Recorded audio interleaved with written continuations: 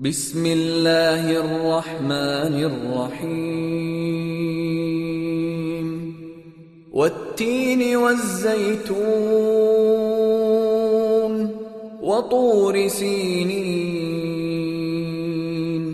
وهذا البلد الأمين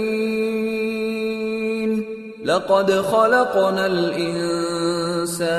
في أحسن تقويم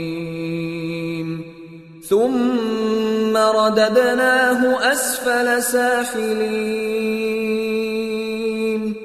إلا الذين آمنوا وعملوا